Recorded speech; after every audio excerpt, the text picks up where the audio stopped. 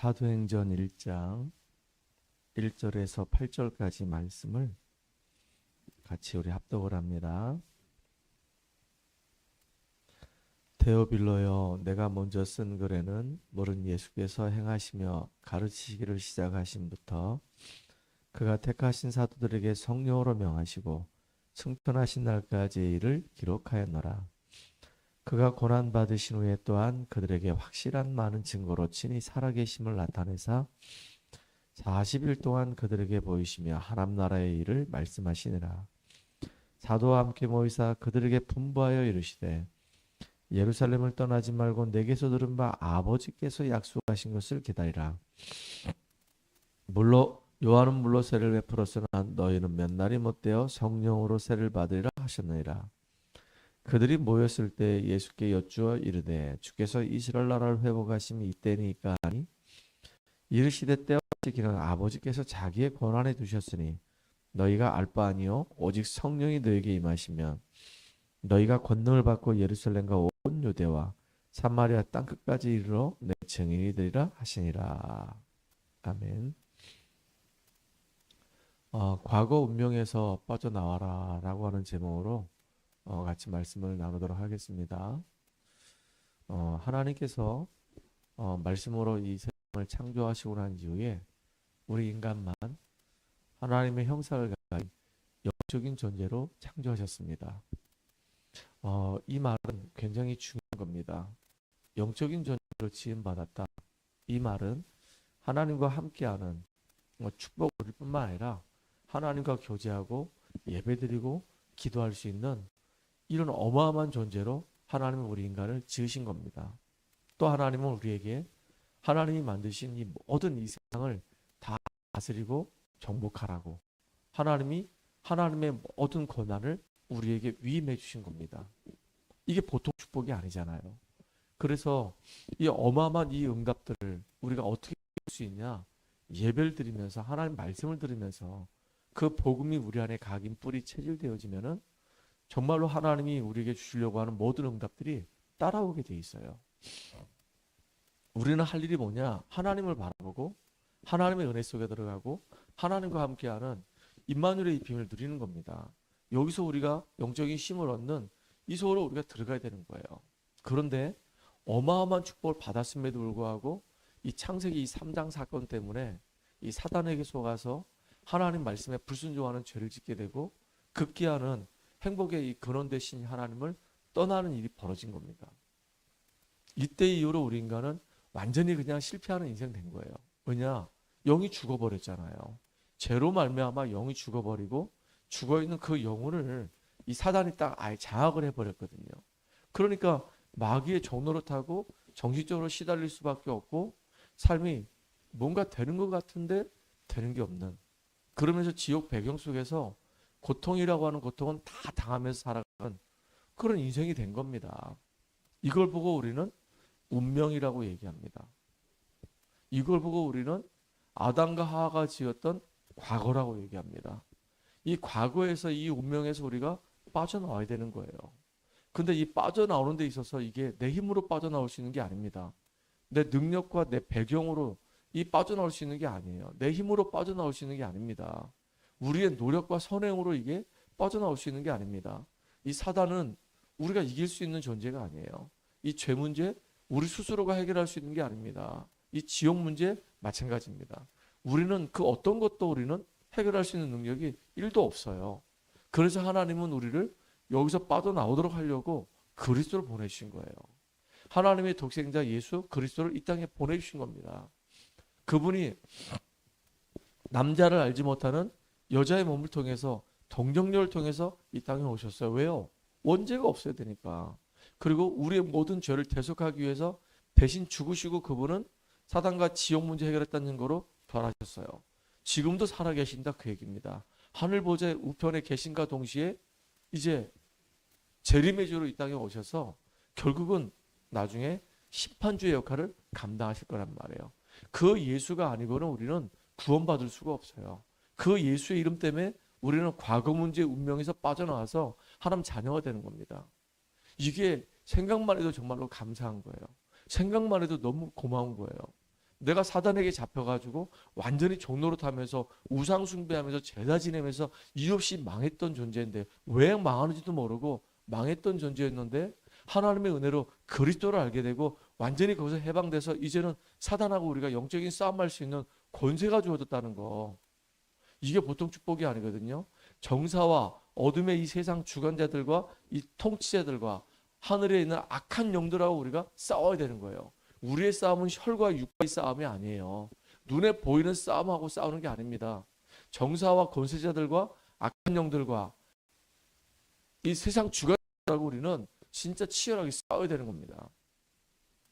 이게 우리에게 주어진 축복이에요. 특별히 예수 믿고 이제 구원받았다 할지라도 이스라엘 민족들이 출애굽했는데 보세요. 광야의 여정 속에서 옛 체질이 안 바뀌니까 계속 문제 사건 속에서 불신앙할 수밖에 없는 거예요.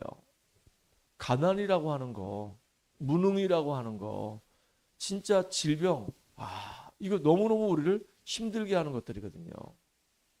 가난의 이 굴레에서, 이 질병의 이 범위에서, 그리고 무능이라고 하는 이 틀에서 빠져나와야 되는 겁니다. 이 사단도 함정 올무틀을 만들어 놓고 계속 우리가 세계복음하지 못하도록 얼마나 교묘하게 방해하는지 모릅니다. 정사를 이용하기도 하고 통치자를 이용하기도 하고 이 세상 주관자들 이용하기도 하고 악한 영들을 이용하기도 해서 결국은요, 세계복음하지 못하도록 계속 방해하는 겁니다. 힘 있고 권력 있는 사람들을 이용해서 결국은 세계복음 못하게 하는 겁니다. 보세요. 예수님 당시에도 이 바리새인하고 이 헤롯 당원들이 예수님을 무너뜨리려고 얼마나 발악을 합니까?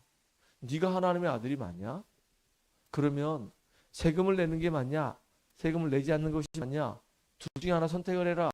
아주 악의적인 이 목적을 가지고 예수님을 거꾸로 치려고 그렇게 예수님을 시험한단 말이에요. 지금도 그래요. 똑같아요. 그러니까 우리가 영적인 분별력을 가지고 정말로 이 땅을 살리는 주역으로 쓰임받아야 됩니다. 이스라엘 민족들이 진짜 이 중요한 거 언약 놓쳐버리니까 완전히 그냥 애굽에서 비참하게 노예 생활하고 포로 생활하고 속국 생활하는 겁니다. 우리가 정말로 빠져나오는 길인 운명과 이 과거에서 우리가 해방되는 길인 그리스도를 제대로 모르고 못 누리면 결국은 무너지는 거예요. 그 시대마다 정말로 이 참된 복음을 알았던 소수의 사람들을 통해서 그 시대가 살았단 말이에요. 애굽 시대에는 요셉과 이 모세 때문에 그 시대가 살아나는 겁니다. 요셉은 어릴 때부터 분명한 언약이 있었거든요. 그러니까 노예로 가도 상관없고 감옥 가도 상관없고 나중에는 왕 앞에 서가지고 왕이 가지고 있는 그 영적인 문제에 대해서 정확하게 답을 주고 왕에게 있는 과거와 그 운명에서 완전히 빠져나오게 하는 주역으로 쓰임받았어요. 이 애굽 땅에 있는 이 과거와 이 운명을 완전히 바꾸는 주역으로 쓰임받았습니다. 보세요. 이 모세가 이스라엘 민족들을 완전히 애굽 땅에서 종살이 400년 했던 그 운명의 굴레에서 완전히 빠져나오게 하는 주역으로 쓰임받았단 말이에요. 어떻게 해요? 6월절 어린 양의 피 가지고. 그러니까 시대마다 많은 사람이 아니고 소수의 사람들이 이렇게 어마어마한 것들을 누리게 되는 겁니다. 또 보세요. 이스라엘 민족들을 하나님께서 열흘이면 이제 관할 수 있는데 광야로 빙글빙글 돌리게 하시면서 홍해 앞으로 인도하셨어요. 그리고 홍해를 가르게 하셨어요. 그리고 광야길 가는 동안에 만나와 메추라기로 그들을 먹이시고 반석을 쪼개가지고 물을 주시고 그렇게 인도해 가셨단 말이에요. 나중에는요, 여리고 딱 정탐할 때 그 여리고에서 있는 수식어가 항상 붙어있는 기생 라합입니다. 근데 이 여인이요, 소문을 듣고 믿어지는 거예요. 하나님의 능력과 그 역사를 소문만 듣고 믿어가지고 정탐꾼을 보호해주고 가나안 땅 정복하는 그 일에 아주 혁혁한 공을 세운 사람이 라합이에요. 자기도 이제 그 이스라엘 사람들과 함께 가나안 땅 같이 들어가는 겁니다. 그 예수님의 족보에도 이 라합의 이름이 올라갔어요. 참 멋있는 인생이죠. 이렇게 몇 명 아니지만 소수의 사람들이 애굽을 살리는 놀라운 역사 속에 쓰임 받았습니다. 또 바벨론 시대에 다니엘, 사드락, 메삭, 아벳느고 그리고 에스더까지 심지어는요, 그리 아니하실지라도 이 유명한 말이잖아요. 죽으면 죽으리라. 이 유명한 말이거든요. 딱 우상의 재물을 먹지 않겠다고 딱 뜻을 정하는 그 순간부터 하나님은 이들에게 복을 주시는데 완전히 바벨론의 그 흑암 문화를 확 바꿔버리는 주역으로 다 쓰임 받았습니다. 몇 명 아니었었어요. 소수의 사람들이 언약 붙잡고 생명 걸고 기도 속에 들어갔는데 이 사람들을 통해서 하나님은 중요한 일들이 이루어지게 하셨단 말이에요. 또 로마 시대 때도 마찬가지입니다. 포로가 되고 노예가 되고 포로가 되고 속국됐던 요 시대 사람들을 가지고 얘기하는 겁니다. 애굽의 노예가 됐죠. 바벨론의 포로가 됐죠. 로마의 속국이 됐단 말이에요. 그때 로마의 속국이 됐을 때도 많은 사람 아닙니다. 몇 사람이 정말로 복음의 은혜 받고 그 사람들이 정말로 생을 걸고 하나님께 인도받는 겁니다. 그 대표적인 사람이 바울이고 로마서 16장의 사람들입니다. 이 사람들이 정말로 완전히 복음 때문에 생을 거는 거예요. 복음 때문에 목이라도 내놓겠다는 겁니다. 심지어 브리스길라 아굴라 부부가 하는 말이에요. 바울의 동역자 아닙니까? 바울이 사역하는 그 일에 완전히 그냥 올인하는 거예요. 생을 걸고 도와주는 거예요. 이런 일꾼들이 우리 교회 안에 이제 우뚝우뚝 세워지기를 소원합니다. 많은 사람이 필요 없어요. 정말로 복음 때문에 생을 거는 사람 한 사람만 있어도 하나님 나라 이루는 일에 우리가 온전히 쓰임 받을 수 있습니다.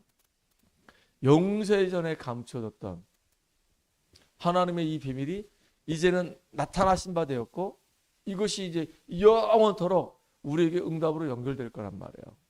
오늘도 여러분들 진짜 그리스도 한 분만으로 행복해지고 그리스도 한 분만으로 완전히 축복을 누리는 주역 되기를 주의 이름으로 축원합니다.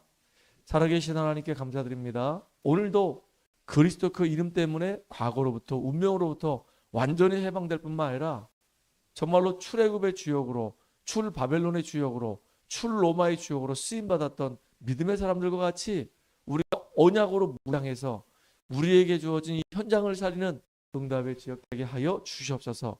전도자를 위해서 우리가 생을 걸 수 있는 이런 믿음이 우리 교회 안에 우뚝우뚝 세워질 수 있도록 역사해 주시옵소서. 예수님의 이름으로 감사하며 기도합나이다. 아멘.